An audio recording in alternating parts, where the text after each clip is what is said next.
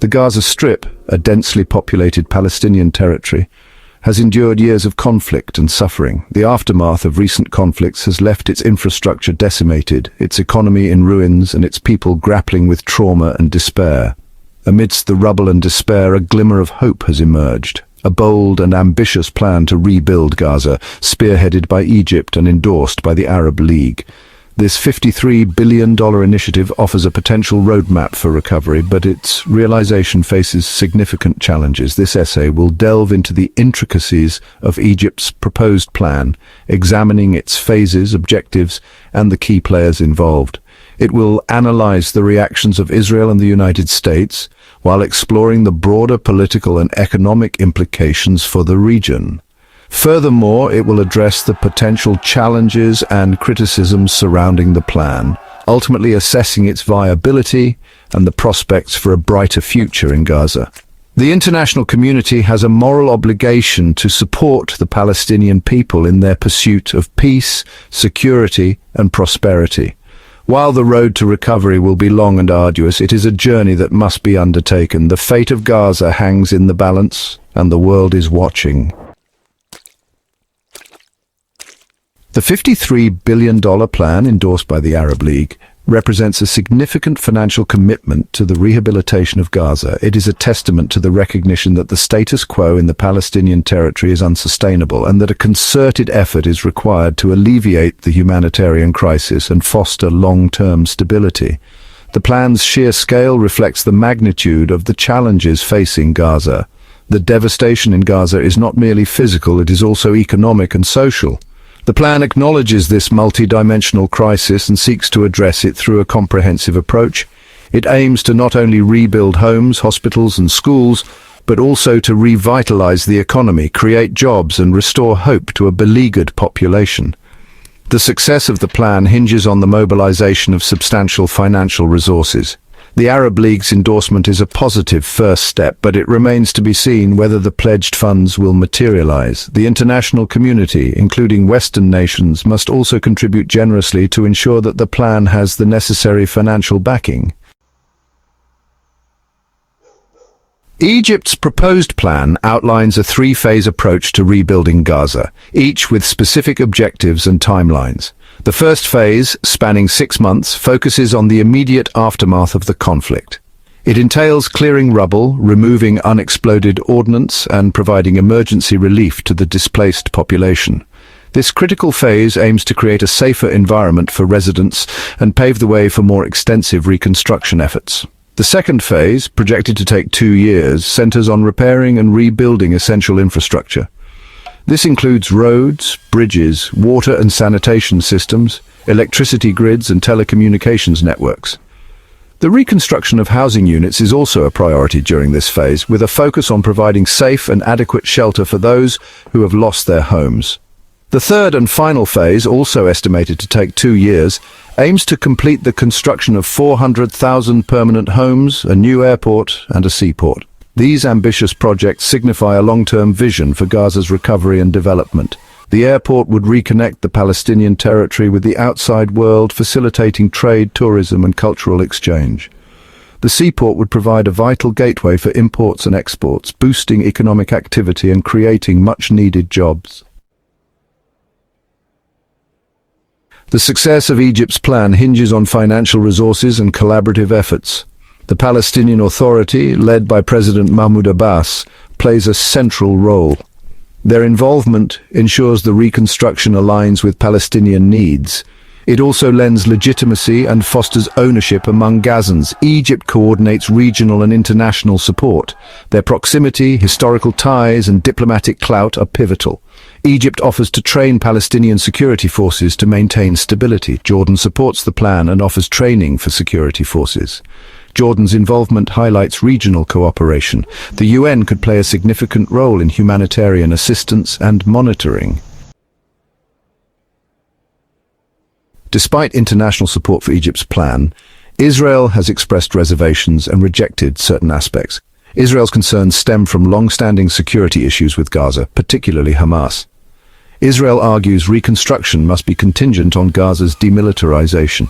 The US, a staunch ally, echoes these concerns. The US supports humanitarian needs but stresses Israel's security. The US also calls for the release of Israeli hostages. Divergent views on Gaza's demilitarization present a significant obstacle. Compromise is crucial for progress. International mediators may be necessary to bridge the divide. While Egypt's plan for Gaza's reconstruction offers a glimmer of hope, it is not without its critics and skeptics. Some observers have raised concerns about the plan's lack of specificity regarding certain key issues, such as the source of the $53 billion in funding and the specific timeline for Palestinian elections. These unanswered questions have fueled doubts about the plan's feasibility and raised concerns about potential delays and setbacks. The issue of funding is particularly crucial. While the Arab League has endorsed the plan and pledged financial support, it remains to be seen whether these pledges will translate into concrete commitments. The international community, including Western nations, will need to step up and contribute generously to ensure that the plan has the necessary financial backing. The timing of Palestinian elections is another point of contention.